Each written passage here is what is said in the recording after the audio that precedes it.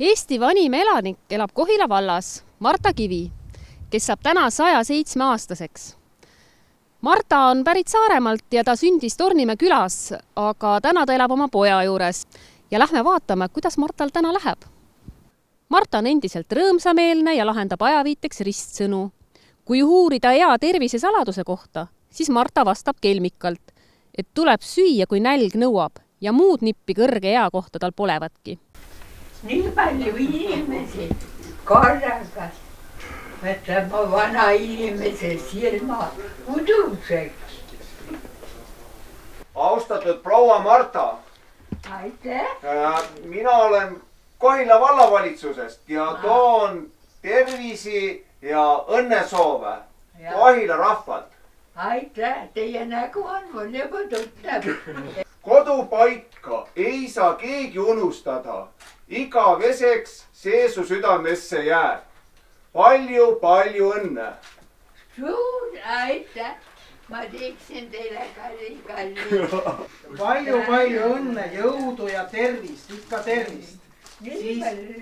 Kui ma tööle hakkasin, siis lapsi oli üle 120. Ja oli 3 õpetajat ja 1 kooliteenuja. Ja siis, kui ma pensionil läks, siis oli lapsi võib-olla 50 ümber ja õpetajad oli paarikümne ümber. Ma ei usu ka, et ma nii vana. Ma ei tunne, et ma nii vana olen.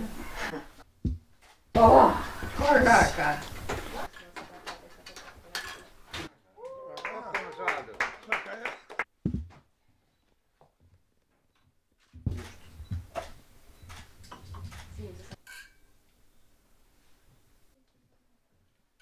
Tornimäe kooli õpilane. Üks väike armas ingel su lähedal on valvel, ta soojendab su hinge, sel külmal talvekuul. Ta vahel muutub ta heks, kui teda vaatad laps ja soovib, et kõik läheks sul aina paremaks. Nädal tagasi oli niisugune juhus. Mõtlesin, et nüüd vist tuleb minna. Aga 5 päeva pärast läks kõik üle. Ja nüüd ma siis elan jälle.